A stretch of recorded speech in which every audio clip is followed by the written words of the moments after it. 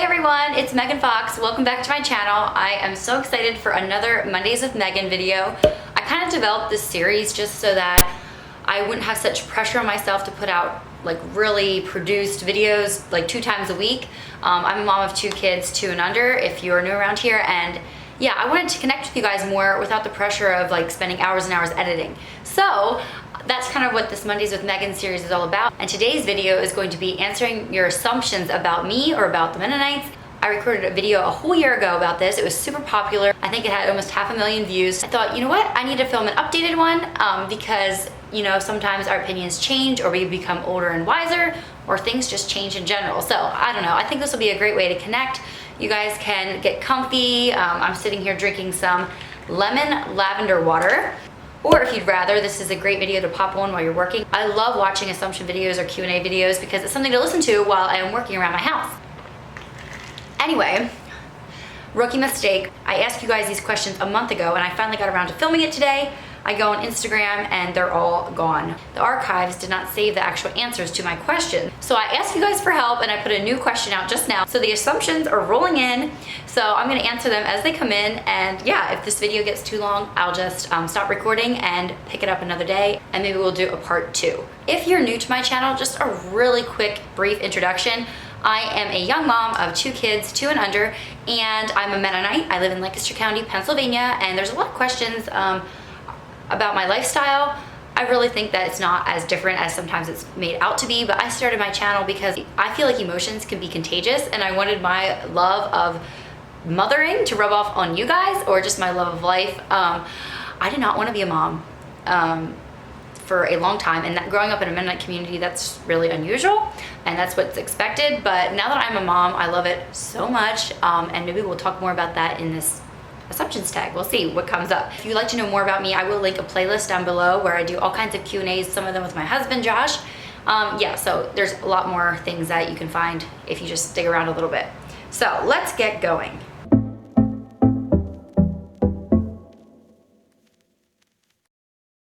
I assume Mennonite people are only allowed to do certain things and wear certain clothes. This can vary a lot. Some Mennonites go to churches where the leadership is very hands-on. They will say you may do this, you may not do that. It's like super black and white. Some examples might be what car you're allowed to have, what kind of phone you're allowed to have, what kind of internet you're allowed to have, exactly how long your dresses should be. Like, there's some churches that have really black and white rules, and then there's some that have more of guidelines, or they allow the families to decide for themselves. And so it's all like part of a fine line of trying to navigate the whole concept of unity versus uniformity, and that could be a whole nother topic of conversation. I'll speak personally for myself and the church that we go to. It's a lot of like family leadership, but there is guidelines and rules if you want to be a member. And it's not like a club or a cult or anything like that at all. You can come to our church even if you're not a member, but if you decide to become a member, you have to say that you uphold the standards that the church has worked together to create, not just one leader sat there and decided to rule with his iron fist or anything. It's a whole group of guys, and yes, traditionally Mennonite leadership is men, and they will decide what they feel is best. And it all comes down to just trying to live for God. It's not like think about it. Why do we have these rules or these guidelines or these standards? You know, we want to please God. We don't want to cause our brothers or sisters to stumble. We want to have unity.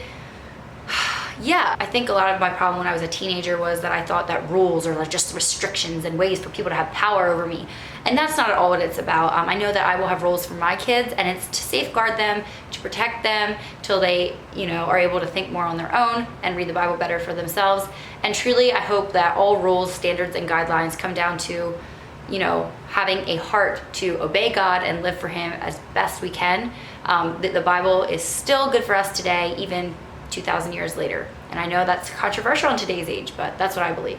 Okay, that was a long sermon. Let's go to the next one. I assume you are a no-nonsense kind of person. You don't like foolishness or silly behavior.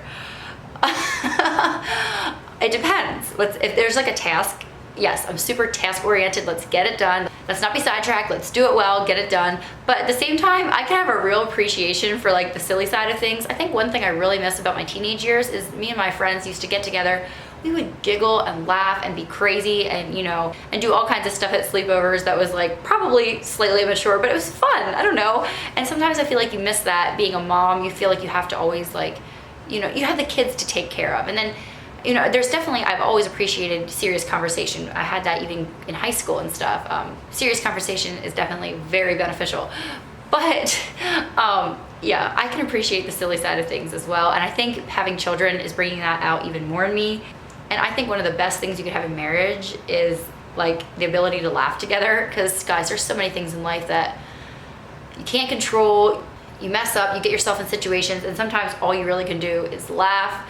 I assume you're going back to teaching school someday. I have a teacher heart. I love it. But I feel like with this YouTube channel, it's definitely fulfilled that desire for now. I did start this channel with a desire to like show people what Mennonites actually are like and what we look like, even though I'm only one style of Mennonite. I would love to go back to teaching school again, but if I have grandkids someday, I really don't want a full-time job that ties me down so much that I can't babysit my grandkids and stuff. I really want to be a big part of their life if they're in the area. Now, if all my children move away from home and their grandkids and my grandkids aren't around, then for sure, I think teaching would be one of the first options that I would look into. And I always have had a heart for like teenagers. Even when I was like 21 and looking back and I was really close to still being a teenager, I never had a mentor as a teenager. And I always thought, you know what, I would love to fulfill that position for somebody else if they needed it. I used to actually teach a Bible study for my sister and her friends. I just let it. I didn't really preach at them or anything, but it was a really good, I think I learned more from it than they probably did. And I can link that study down below if you have a teenage girl in your life and you're looking for a Bible study book. I assume Mennonites can be judgy. Not you, you're the kindest person, just a general fear. You know, I've actually gotten several emails and DMs from people saying, oh my goodness, I can't believe you're a Mennonite. The Mennonites in my area don't act anything like you. They stare, and like I get all these weird emails and stuff. And I want to stand up for those Mennonites a little bit. I don't condone their rudeness or their staring and stuff. But I think part of it might also come from they're trying to be separate from the world. They're trying to keep themselves pure from, like, you know, there is a lot of nastiness out there in the world, let's be honest. I think none of us would argue with that. And I think it might come from that a little bit, but I think it also stems from the fact that they stay home a lot more. Some conservative groups, like the children, they don't even know English yet because they speak Pennsylvania Dutch or German, and they really haven't even learned English yet, so maybe that's why they're staring. Sometimes they just aren't taught, and it's just like the culture, I guess. I don't know. I don't want my children to stare, and I work at that pretty hard. And I think part of it is just teaching too. Like, I don't have tattoos. I don't dye my hair purple. I don't have any piercings. But so when my daughter sees that stuff, it's natural for her to like stare. She's 2.5, you know, right? But I never want her to feel the attitude of, oh, that's a bad person, you know, or anything like that. That's just a different person. It's different from how we do. And you're not doing that while you're under my roof, you know, that type of conversation.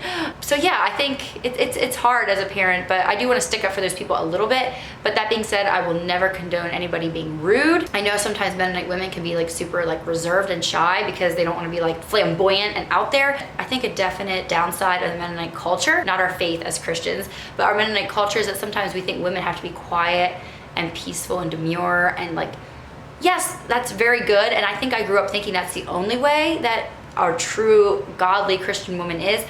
But listen, God's grace covers so many different personality types, and we shouldn't squash it if we have a more outgoing personality. I, for myself, know one thing that made me a great teacher was that I was very expressive and like outgoing and bubbly or whatever. And that's a good thing. God wouldn't have wanted me to crush that. So yeah, like anything else, I feel like it is a fine line. And sadly, I know in some areas that assumption is true. But hopefully, for the most part, the Mennonites that you run into are the most happy and honest people you've ever met. Next one says, I assume that you've always been feminine. And that would be false. Talk to my mom. I was a super tomboy growing up. I still have that crazy big tomboy side. I love all sports. Right now I feel like it's not very conducive to my life to play a lot of sports. So I'm actually like picking up golf here and there because it's something that I can do with my husband. I play volleyball in the winters usually.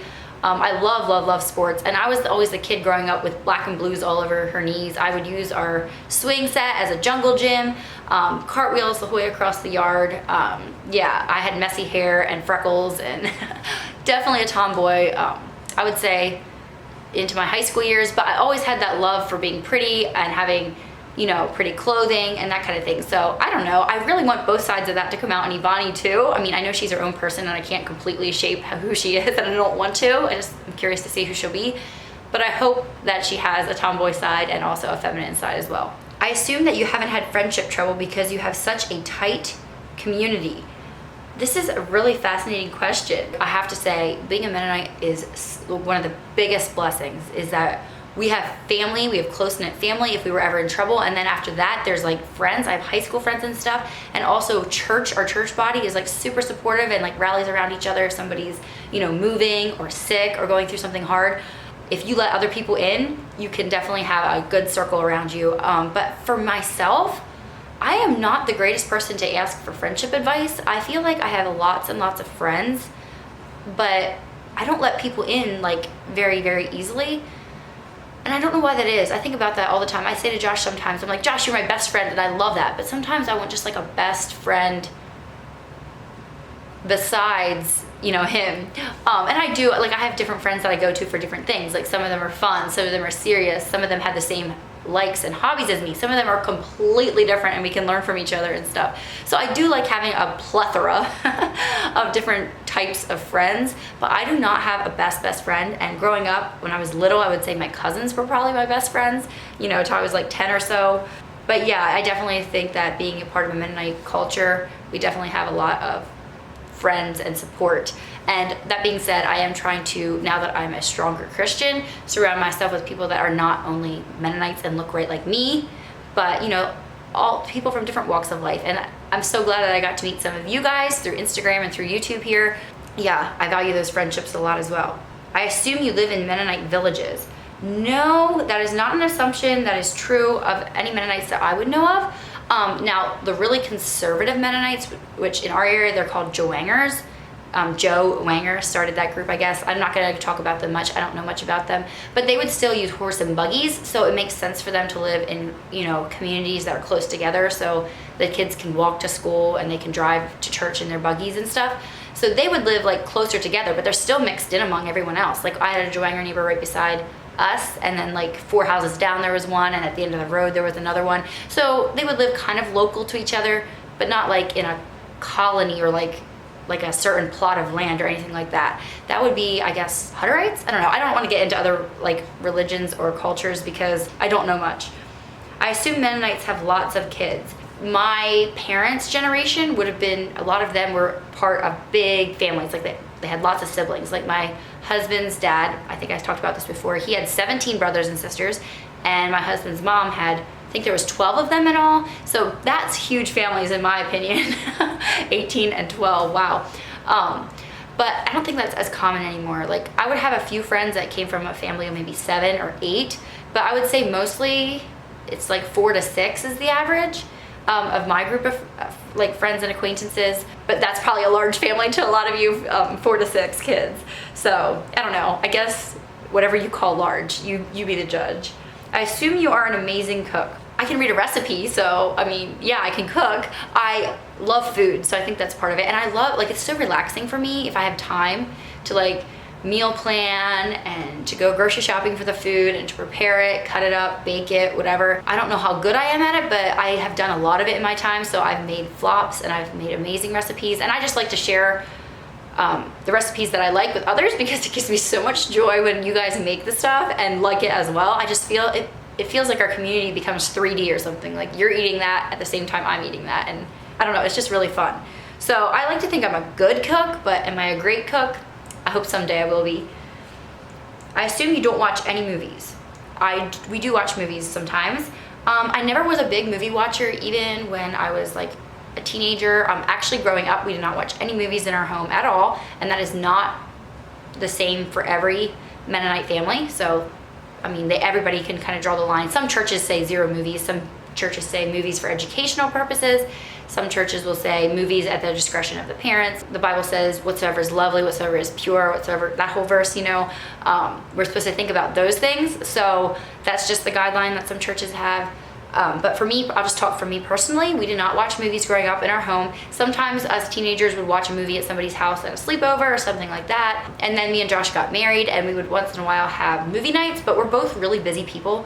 So we never had time to put into watching lots of movies, but we like to look up the ratings ahead of time. We for sure don't watch R movies, and then PG-13 we try to like navigate, read what it says. We used to have VidAngel, yes. That is an awesome program where they like take things out. If it's like a great movie, there's just like a bad scene or something, and it's often like that with like historical action movies or things like that. But I'm not one to be like the ultimate example for movie watching. I feel like I'm still navigating that. As of now, our kids aren't watching any movies, and I would say we would have a movie night maybe 12 times a year, and most of those times are in the winter, so in the summertime it's like hardly at all. We'll watch a show together once in a while too, but we're just really busy. I just watch a lot of YouTube while I'm working, honestly, and we often don't sit together and watch a movie. Josh is into football, so football season, for sure, he doesn't miss a game if he can help it. And I enjoy football too. I assume you wish you would have tried alcohol at some point. I have tried alcohol, and me and Josh come out at different places on this, so I'm just gonna speak for myself. I don't like alcohol. The taste of it, like I feel like it ruins drinks a lot of the time. The first time I tasted alcohol was probably, well, my dad gave me alcohol, he gave me whiskey one time. I'll have to ask him if I can leave this in the video. He gave me whiskey one time when I was like, right before I was married, I think. I was so sick and nothing would wipe it out of me. And so I took a shot of whiskey and it cleared me right up. I think that comes from an old Mennonite background thing. Like I think that's what they would do when they were sick, but it did, it knocked it right out of me. So of course I hated how that tastes. And then on our honeymoon, we tried some like Miami Vices and Jamaican Smiles, things like that. But we almost always ordered them virgin. I still don't like the taste of alcohol really. But yeah, I definitely want to point out, my opinion is that the Bible says that being drunken is for sure a sin. Where you want to draw the line, you know, below the drunkenness is up to you, I guess. I mean, that's between you and God. But yeah, I don't really drink. I'll taste something occasionally, but that's about it. I assume you only socialize with Mennonites. I very largely only socialize with Mennonites, and I hate this. I mean, I love it because it's so much easier. I mean, you guys all agree with me, right? It's easier to relate to people that are like you. It's just less work. I mean, it's just the humanness of it all. Like, we're lazy, right? It's easier to relate to people that are like us. But I am part of a mom's group, and the one thing that I really like it, first of all, but another reason that I keep coming back is because if I didn't go to this mom's group, I don't think I'd be around non-Mennonites very much at all. So this mom's group is made up of lots of different Christian women. Some are single moms, some are Mennonites, some are just, you know, Baptist or unaffiliated or whatever. It's just a whole spectrum of different moms out there, and I really like it. It gives me a different perspective on things, and I don't want to ever be like so narrow-minded that I can't see that there's other options and ways of living. And you guys are teaching me that too. I've talked to so many good people that are following God, and they don't do things exactly the way that I do. So your assumption is half right. I assume you are resourceful. I try to be. I know how hard it is to work for money. Like, I make money through my YouTube channel, and I save it all for my kids' schooling and stuff. And when I want to spend money, like I recently lost my Fitbit, and I'm like, oh my goodness, I have to buy a new one. That's like $169. And I'm like thinking, you know, how much sweat equity there is in $169. But I found it again, so that was wonderful. But being resourceful, I think, all comes back to you trade your time for money. And so I try to use the least amount of money as possible when I can, be resourceful with what I have, shop my home for things. But at the same time, I also am trying to learn to be more giving. Josh is teaching me that. Being willing to just like splurge on my friends, or like, you know, not always buying the cheapest, buying quality stuff sometimes. So I'm trying to find a balance in that. But yeah, I like to think I'm resourceful because I'm a creative person by nature, so I like to use my creativity to save money. I assume you don't watch sports on TV. I don't really watch any sports on TV except for football. Josh got me into it, and I decided, we were married probably 2 years, and I realized, you know, this football craze is not going away with Josh. He's gonna want to keep watching it every year. And I decided I didn't want to be a football widow, so I just learned our team that we would cheer for is the Philadelphia Eagles. We won the Super Bowl in 2017, if you forget. Yeah, it was just something that I thought I wanted to do so that me and Josh could spend more quality time together, and I do look forward to it every year, not as much as him. I don't know all the stats, I don't wrap myself up into it too much, but I understand the game now and the lingo partially. So your assumption is wrong with that. I assume you don't listen to modern music, even appropriate songs. I actually don't listen to a lot of music. I listen to a lot of podcasts, but when I was a teenager, I listened to a lot of country from like 2013 is the year. So like old country music, I guess you could say. And even older than that, like Garth Brooks and stuff like that. I would know a lot of those songs. I've never really had a pop stage of life. I used to love 80s music and stuff like that. That was the stuff that would have been playing back in my mom and dad's day. But anymore in life, I don't listen to music a ton. So me and Josh sometimes will get a playlist together for like Sunday mornings. We love like contemporary Christian hymns. Like Owl City has a whole album of like hymns, but they're, I don't know, they have beautiful piano music with that stuff. And I'll listen to some bluegrass sometimes. I grew up, that's what my dad always had playing around the house, bluegrass and stuff. But yeah, as much as I love music and playing it, I don't listen to it a ton. I assume you are a very energetic person and rarely take naps. You're correct. I feel awful after taking a nap for the most part. And I think I am naturally energetic, but I need my sleep too. Like I like to have 8.5 or 9 hours of sleep at night. I assume you have a large extended family. Josh for sure does. I told you about his aunts and uncles and stuff. He wouldn't even know all of his cousins. Some of his cousins' kids would have named their own children like names of other cousins because it's so big, like it doesn't even matter. But for my side, I have a single uncle on my dad's side, and then it's an uncle, and then my dad, and then an aunt. And they moved out to Montana, so they're not around much. So that family is really small. And then on the other side, it's a little bigger. My mom had 4 siblings, and so yeah, it's a pretty big family. I think we got together to go camping, and it was like 50-some people, if I remember correctly. And that was with like the grandkids, like Evonnie and Fletcher's generation included. I assume you don't wear pants. Yes, I do not wear pants. It's not anywhere in the Bible that you can't wear pants. Traditionally, Mennonites have stayed away from pants on women because there is a verse in the Bible, and I think it's in the Old Testament, that says that you shouldn't wear things that pertain to a man.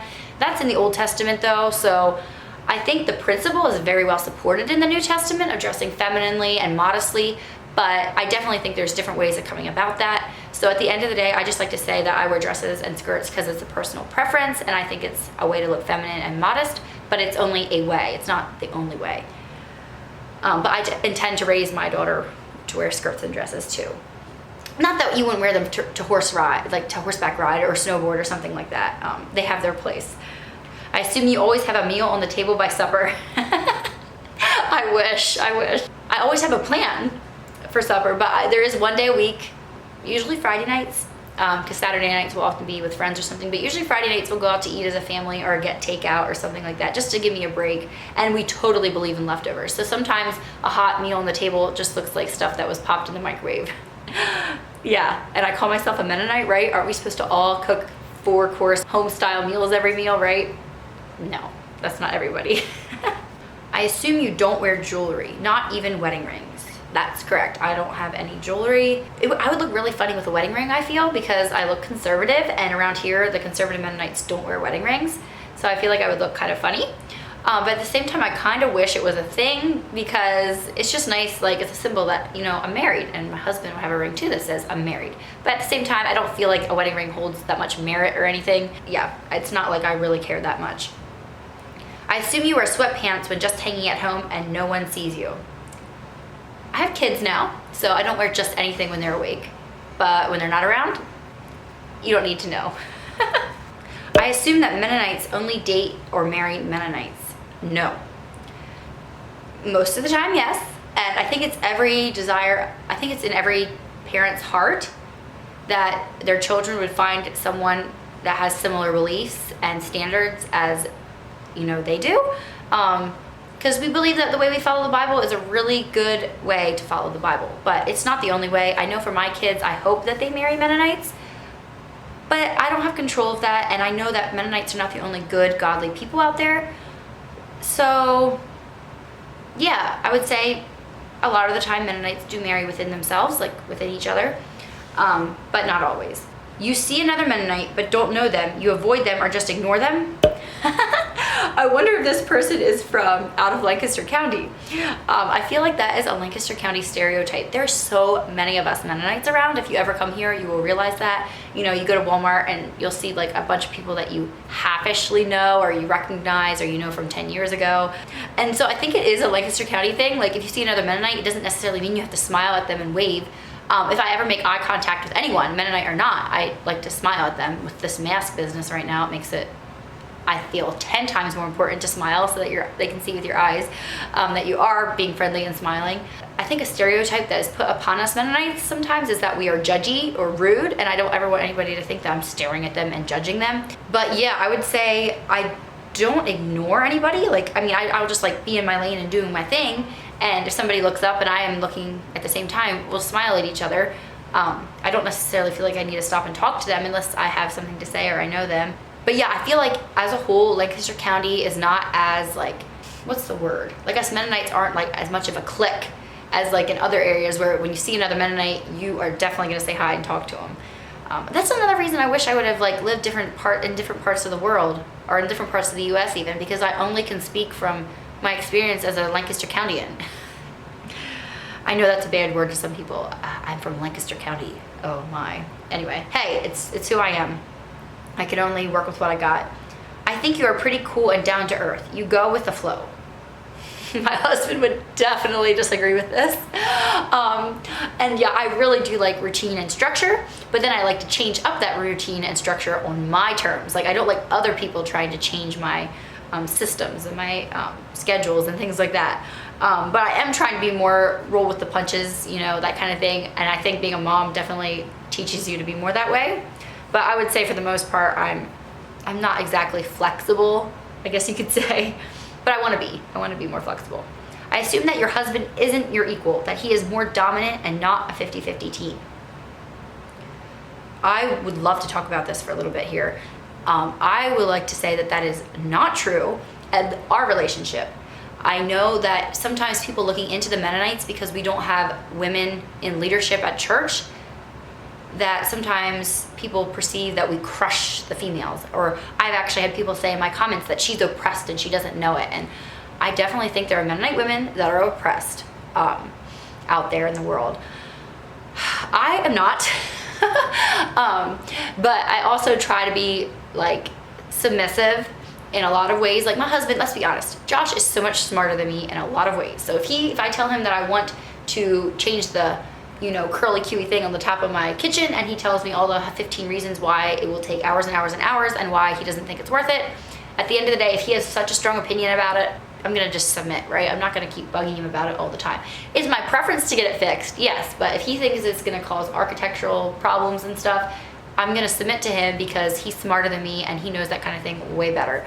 And so obviously it's taking into account in any marriage each other's preferences and skills, and I would say that I'm in charge a lot of times in life when it comes to like the kitchen and things like that, and Josh likes that. He can't stand when I call him and I'm like, hey, what do you want to eat for lunch next week? I'm meal planning or whatever. And he's like, I don't know, you think it up, that's your job. Like he wants me to take the reins, he wants me to be in charge for that kind of thing, because that's my realm, that's my domain. And then he has his, like, obviously I don't know much about cars and things like that. And we do, like, sometimes we will come out and pretty different places on like not theology, but like standards, or I don't know, like ideas or ways of living out the Bible, or like just some of the stuff in the news. Like we'll come out at different places, but at the end of the day, you know, we're married, we are a team, and we try to, you know, we haven't come through too much that we couldn't work through together. So I would say that we are a 50-50 team, just different areas. It might fluctuate to 30-70 or 20-80, depending what area you're talking. Josh likes it that way, and I like it that way too. I can see where that assumption's coming from though, and I do see that in the Mennonite culture sometimes, especially in more conservative communities and stuff, the tendency is to, like, the woman is in her box and she doesn't have near as many options in life as the man would have, and that's a whole discussion in itself. I assume you're pro-life. Yes, I am pro-life. I assume you don't vote. I have never voted. I'm not saying that I won't. I assume you are super sweet and don't cut your hair. I do trim my hair sometimes. It's always long. Right now I think it's like the middle of my back. I like long hair. It's all I've ever known. It's feminine and it's easy to put up and out of the way. And I believe that my husband loves it. It's beautiful. So I do trim my hair, but I don't cut it or style it. I assume you're a type A personality. Is that like the type that's like in control, or like likes to be in control, and like takes care of details and stuff? I'm not sure what type A means, but that, yeah, I would say I'm a type A if that's what it means. I assume all men work construction or farming. I love this. Let me go over some of the professions of my friends' husbands.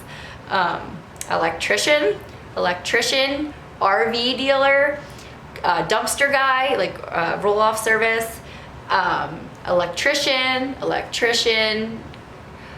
mechanic, auto body, appliance salesman, construction teacher, web developer, salesman. I'm trying to think of any of my friends who their husband's a farmer. It's really hard to be a farmer around here. The land is so expensive, and most farms get passed down to the next generation. Like my dad is a farmer, but he also works away from home. So yeah, I don't know. I could go into uncles and stuff too, but a lot of industry trades, like with construction, electrical, plumbing, that type of thing, hands-on stuff. Also being a teacher, but there's salesmen, all different types of people out there. I'm sure there's a ton I'm missing. If you're a friend who's watching it, I didn't mention your husband's profession. I'm sorry, that was just like off the cuff, but you get the idea. So no, I would say construction's decently common, farming not so much. I assume Mennonites don't wear nail polish or makeup, but you do for filming. First of all, whatever I do for filming, I do in real life. So if I have nail polish on, which, oh my goodness, let me show you my nails right now. They're very chipped up. I probably should have did them for this video, but I like to wear nail polish occasionally. It feels like I'm kind of dressing up, feeling a little bit girly. It makes my nails grow longer, but I would say 70% of the time I'm not wearing nail polish. I just kind of go in kicks here and there.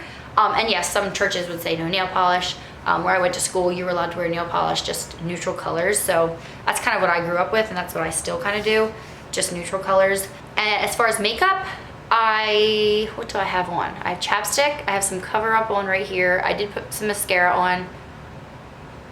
I don't have any foundation or lipstick or eyeshadow or anything like that. So I guess it depends what you call makeup. I do wear, I guess you could say, minimal makeup, maybe 4 days out of the week, depending if I'm going somewhere or how put together I feel or how bad my skin is that week. I do try to wear makeup as least as possible just to keep my skin nice, but I have to have chapstick on 24/7 or I feel naked.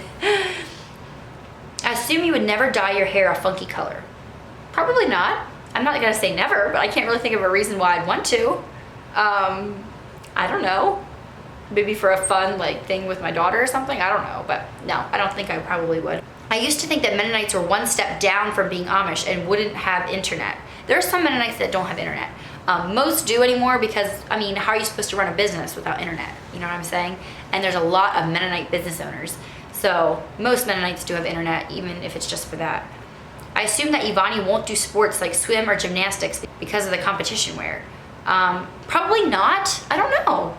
I want to give her swim lessons and stuff, but no, I don't think that's a cultural thing. I'm pretty sure, when I was growing up, most of my friends did not do other activities and stuff, except maybe soccer after school or something like that, Little League for the guys. But yeah, unless my daughter shows a real aptitude for something or really expresses interest, in horseback riding lessons or something, I'm probably not going to make any special effort to put my kids in after school sports or activities, because I think they'll get that at school if I send them to school.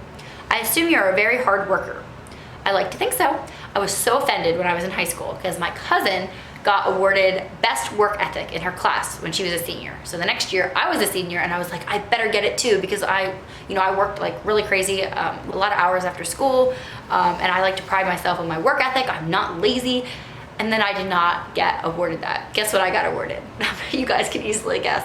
I was, along with another girl, I was voted in as most dramatic, and I was very offended, which shows you I was being dramatic. I like to think I'm not that dramatic anymore. In fact, drama between friends and stuff really works me up. Canning, preserving food, and quilting. I always wonder if you do. Yes, I like to can. I like to have canned food, I guess I should say, homemade stuff. But I do it mostly with my mom or my mom-in-law. Salsa, jelly. I love to freeze peas and green beans when I can. Corn, pickles. I love to can pickles. But I don't do everything every year. And I don't do pizza sauce because I kind of like the pizza sauce that's bought, and it's a lot of work, and I feel like you can buy it cheaper. But salsa, on the other hand, I have a really good recipe I love. It takes a little bit of brown sugar, a Mrs. Wages mix, a couple other things. I got it from a friend, and yeah, my whole family likes that one a lot. And you can make it cheaper than you can buy it. So yeah, it's different every year. Are you gonna have more children? I always thought so, but right now I'm really scared to have more kids right now, to be honest, and that just shows my lack of faith, I guess.